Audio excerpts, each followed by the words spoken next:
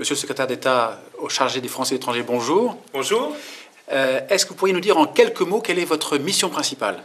Écoutez, ma mission s'inscrit dans l'accompagnement institutionnel qu'a voulu le Président de la République et qu'a voulu le Premier ministre de cette population croissante qui est celle de nos compatriotes qui vivent en dehors de nos frontières. Ils étaient à peu près 2 millions à 2,5 millions aujourd'hui à vivre comme Français à l'étranger, et c'est un nombre qui est en augmentation de plus de 50% depuis 10 ans.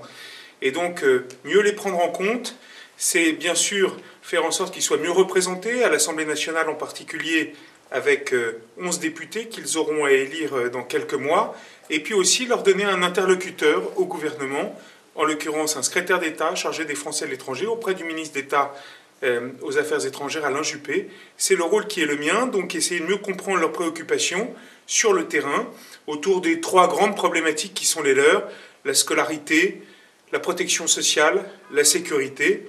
Et c'est donc tout mon rôle que d'essayer de mettre en place une politique interministérielle justement sur ces sujets-là. Alors, cette population a augmenté, comme vous l'avez dit, fortement ces dernières années.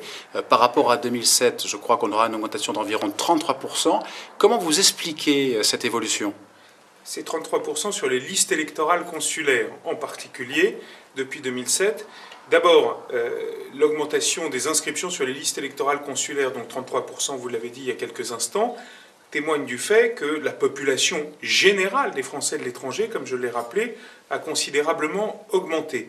Et puis aussi, nous avons toutes et tous, quelles que soient nos responsabilités, élus à l'Assemblée des Français de l'étranger, sénateurs représentant les Français établis hors de France, moi-même évidemment en tant que secrétaire d'État chargé des Français de l'étranger, avec tous nos postes, nos ambassadeurs, nos consuls généraux ou nos consuls, fait un devoir de pédagogie pour essayer de sensibiliser les Français de l'étranger à leur inscription sur les listes électorales consulaires.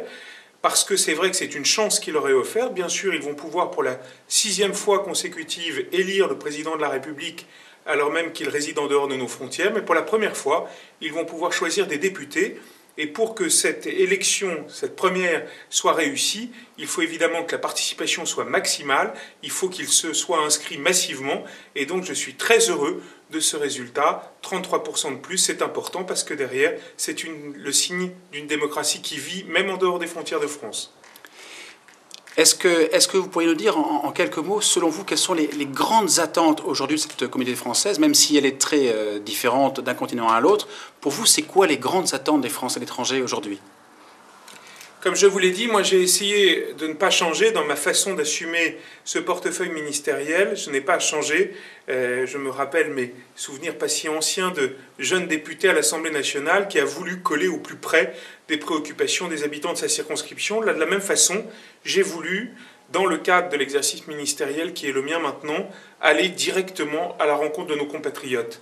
Alors c'est vrai que les sujets de préoccupation ne sont pas toujours les mêmes d'un pays à l'autre, d'un continent à l'autre. C'est vrai que lorsque vous êtes à Haïti, on vous parle davantage de sécurité, et que lorsque vous êtes à Shanghai, Français établis à Shanghai, avec de jeunes enfants, on vous parle davantage de problèmes de scolarité. Mais enfin, si je dois dire les 3 ou 4 grands domaines qui concernent tous nos Français établis hors de France et qui reviennent souvent dans les discussions, il y a bien sûr la scolarisation, la protection sociale et la sécurité. Et s'agissant de la scolarisation, j'ai toujours plaisir à partager avec eux. J'ai pu le faire ici ce matin à La Haye en visitant le lycée Van Gogh. J'ai toujours plaisir à partager avec eux sur ce qu'est l'excellence française en la matière. La France est le pays au monde qui en fait le plus pour son réseau scolaire à l'étranger. C'est un symbole d'excellence. Ce sont des lycées, des établissements scolaires qui sont réputés dans le monde entier pour leur qualité. Et ce qui fait que sur 300 000 jeunes qui les fréquentent chaque jour, il n'y a que 100 000 Français. Nous avons 200 000 étrangers qui fréquentent nos lycées et qui créent par là même un lien indéfectible avec la France. Et c'est évidemment une fierté pour nous. Et c'est d'ailleurs pour ça que le gouvernement, le président de la République, ont choisi vraiment de porter l'effort en la matière. L'aide à la scolarisation qui était de 50 millions d'euros en 2007 est aujourd'hui de 120 millions d'euros. Et c'est vous dire à quel point le gouvernement est attentif à continuer à renforcer, à développer ce réseau scolaire à l'étranger. Alors ce lien, évidemment, est très important, justement ce lien entre la communauté au sens large et son administration. Il y a eu des efforts tout dernièrement pour améliorer l'information, la communication. Est-ce que vous pouvez nous en dire quelques mots, et notamment avec le lancement de monconsulat.fr?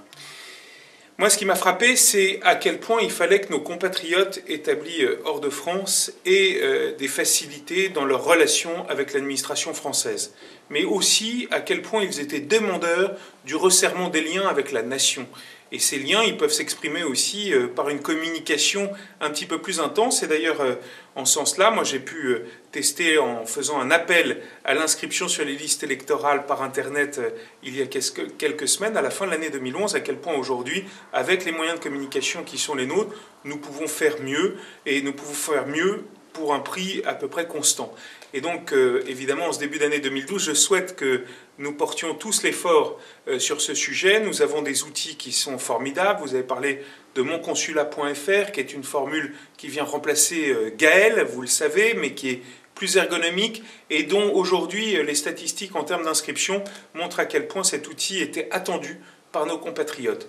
Donc voilà, je formule des vœux de davantage de communication parce que ça témoigne évidemment de l'attachement de nos compatriotes et de la nation à ce qu'est aujourd'hui notre pays. Et donc il faut qu'on continue à porter l'effort sur le sujet et à multiplier les voies de communication. Un grand merci, monsieur le secrétaire d'État, et nous vous souhaitons nos meilleurs vœux pour l'année 2012. Merci à vous. Merci.